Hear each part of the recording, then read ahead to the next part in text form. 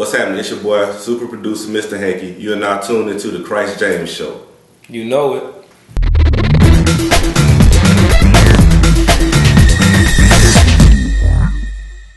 Okay, you got the old school model of the music industry. Mm-hmm.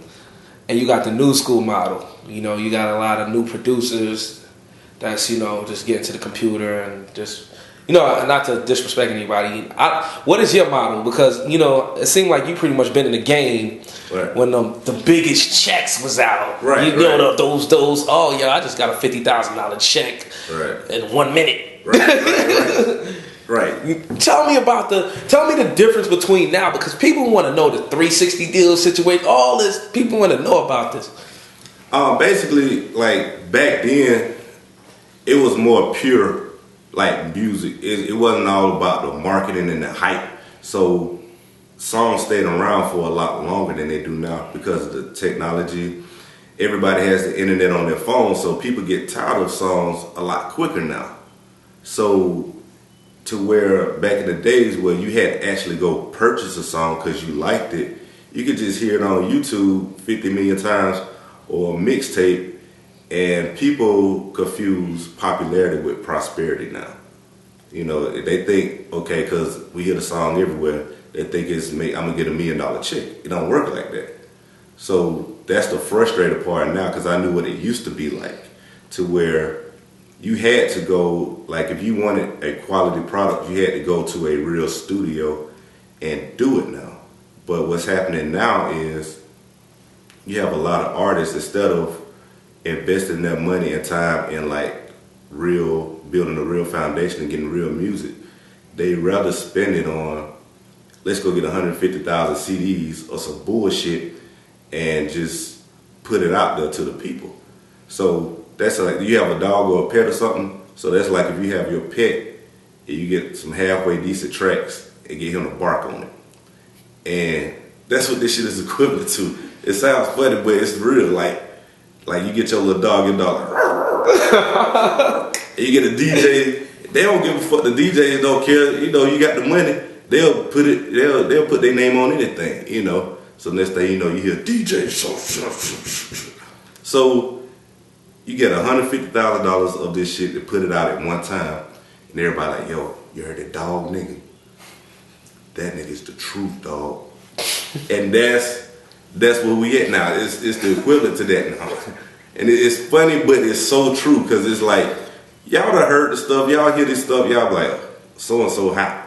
I ain't gonna say nobody's name, but there's a lot of artists that came out recently that fall in that category. Because you first hear, you be like, what is this? And then next thing you know, the radio station, they buy into it because everybody's involved with it, you know. So that's the difference between now and then. People was real fans now, and everybody's a critic now. Everybody's an expert. Everybody, they got it figured out now. So just take what, like photographers, they were real photographers back then. Now you can be a photographer with a $150 camera.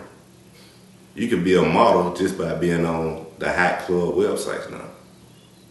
It's just everything, nothing is really real. So you're saying it's saturated? It's saturated the wrong way. Like, it's, when the last... No protocol. Yeah, like when the real last bad bitch you seen for real, like for real. Like back in the day you had Stacey Dash. When Halle Berry first got on the scene, niggas lost their mind. It's like, yo, that's Halle Berry. And now you got, because of Photoshop and technology, you know, you see these chicks on Twitter, you see them on Facebook, they be like bad. And then you meet them somewhere, you be like, you know, it's just that whole, it's bad now. And it's in all forms of life right now, you know, so that's the main difference between now and then.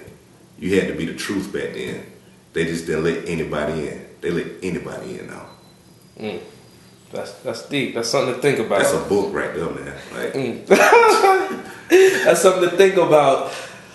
Let's go to, you know, right now I think you got like the wobble is like the new, to me, the cha-cha slide. So it's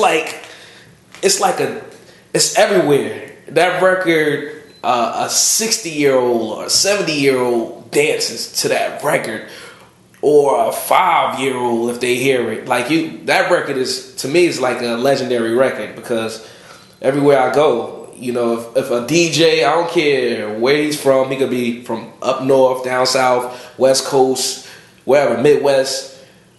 If his night is going bad and he's not playing the right song, if he plays Wobble, the floor gets crowded. So let's go on to Wobble. Well, that goes back into what we was talking about, like records being the truth. Like what we've always done, and me coming up under like people like Colin Park, who was a DJ first. I was a DJ at first as well. So that has a lot to do with the kind of music that stays out there. Like if you're a real DJ, you know how to touch people and get them out there. So Wobble was actually a song that was like 4 or 5 years old now. And it's a timeless song. Yeah. And that goes to even like the other song I just had recently, the Throw It Off song, Walk Around the Club, F Everybody. It was a song that the radio people, the powers that be, was like, oh, it's not this, it's not that. They say the same thing about Wobble. Political situation? They do that all the time. But what happens is, you know, the people, when real music hit people, there's no way around it. You can't fight it. No matter how silly you may think it may be, how wacky you may think it may be, because it's not. We didn't go out with 150,000 mixtapes. We didn't get DJ so-and-so to endorse it, or we went in the strip club throwing money. Like, how you throw money to Wobble in the strip club? That's a whole nother story. But at the end of the day, it's just when you make a good product and you know what you're doing, it's gonna have that effect. And that's just like the new song I got, Smart Girl with a Dumb Booty. Like it's like genius. Like what dude don't want a smart girl with a dumb booty? You know what I'm saying? Like that's what you want. You know, you want your mother and your kids to be smart, but you want them to be fine. So it's funny, it's club, but it's non-offensive. And women feel good about it when they hear it. Just like they do when they hear Wobble. And when they hear Walk Around the Club, bump everybody, because that's how everybody really feels.